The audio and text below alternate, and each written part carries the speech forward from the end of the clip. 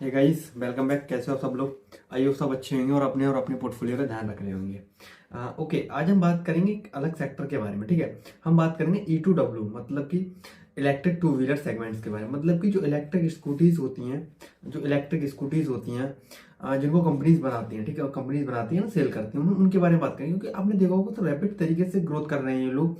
बहुत अच्छी तरीके से मार्केट चेंज हो रहा है, लोगों की थिंकिंग चेंज हो रही है। लोग अपने पैसे बचाने के लिए या फिर आप देखो ग्रीन इन्वायरमेंट के लिए, क्योंकि आपने देखा होगा पैसे भी वेस्ट होते हैं एंड देन बहुत सारा एयर पॉल्यूशन भी होता है इनसे। जो अब पेट्रोल और डीजल के इंजन रहते हैं उसे। ठीक है, तो हम यहाँ पे इलेक्ट्रिक टू व्हीलर्स की बात करेंगे, तो स्कूटीज की बात होगी, क्योंकि कंपनी मोस्टली स्कूटीज बनाती हैं। और जिसकी हम आज बात करने वाले हैं वो बहुत अच्छी स्कूटीज बनाते हैं। मतलब कि उसकी स्कूटीज देख के ऐसा नहीं लगता है मुझे कि ये मॉडल फेल होंगे। मतलब कि बहुत अच्छे खासे रिव्यूज हैं, बहुत अच्छी स्कूटीज हैं।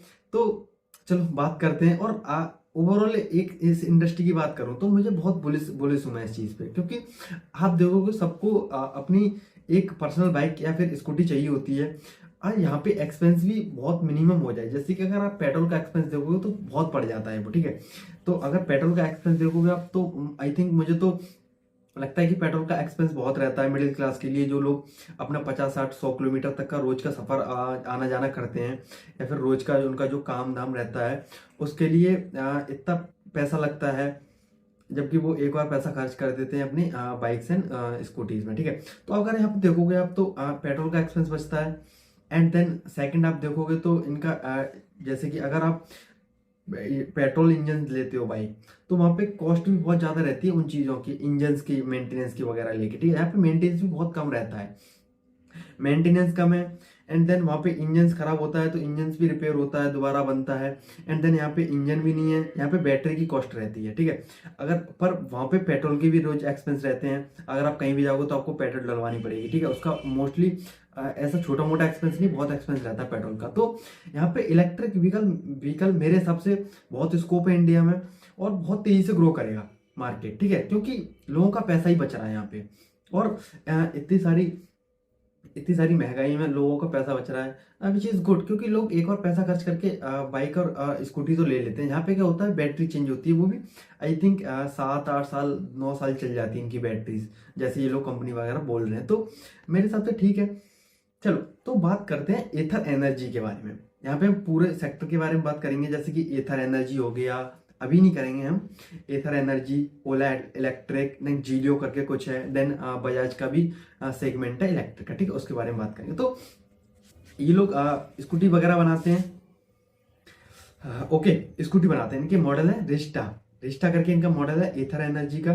इनका मोस्टली प्रेजेंस जो है वो है केरला, कर्नाटका, साउथ इंडिया में। वहाँ पे ये लोग नंबर 1 है और अच्छा खासा मार्केट शेयर लेके बैठे हैं इंडिया में भी। ठीक है, इनका आई थिंक बहुत अच्छा खासा प्रेजेंस है मार्केट शेयर इंडिया में, और साउथ इंडिया में नंबर 1 है ये लोग।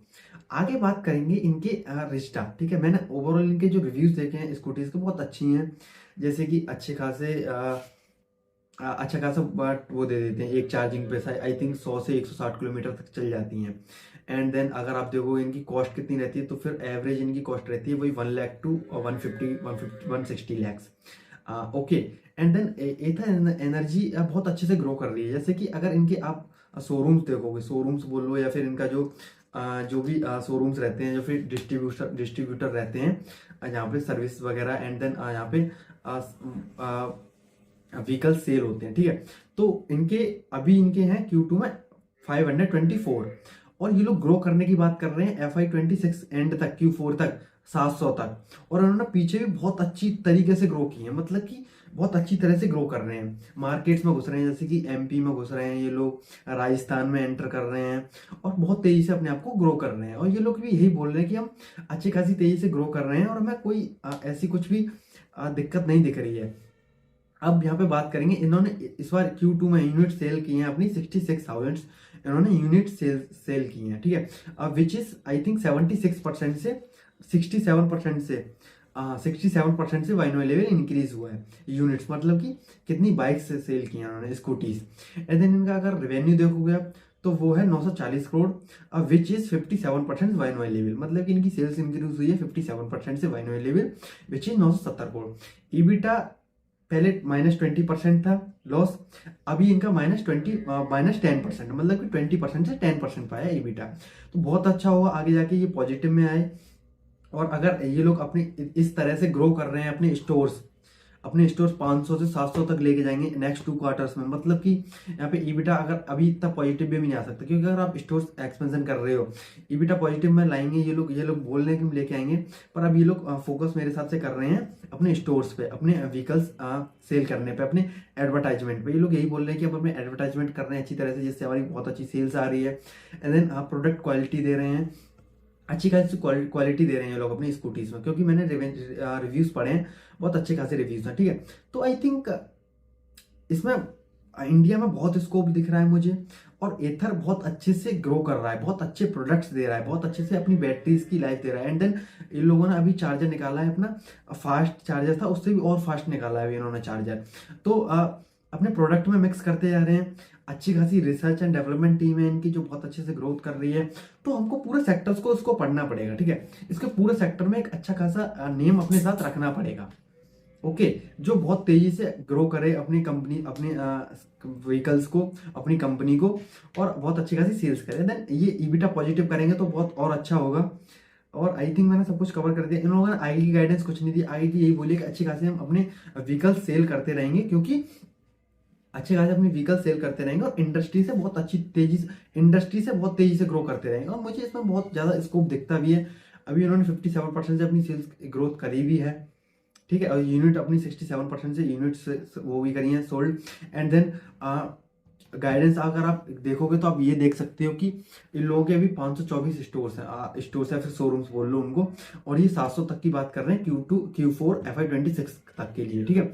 उतने में 700 खोल देंगे, तो यहाँ से भी अगर आप देखोगे तो सेल्स आनी ही आनी है, ठीक है।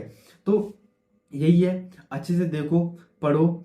और ईबिटा इनका पहले -20 था, देन अभी -10 है, मतलब कि थोड़ा इंप्रूवमेंट हो रहा है, भले ही नेगेटिव में ही। एंड देन ओके गाइस, आगे इसके बाद हम ओला कवर करेंगे। ओला की तो सारी सेल्स ही नेगेटिव में गई है। एंड देन आप देखोगे तो फिर जीलियो करके कुछ है, उसको भी कवर करेंगे। एंड देन बजाज का कुछ सेगमेंट है उससे, और आगे चलो ठीक है, बाय।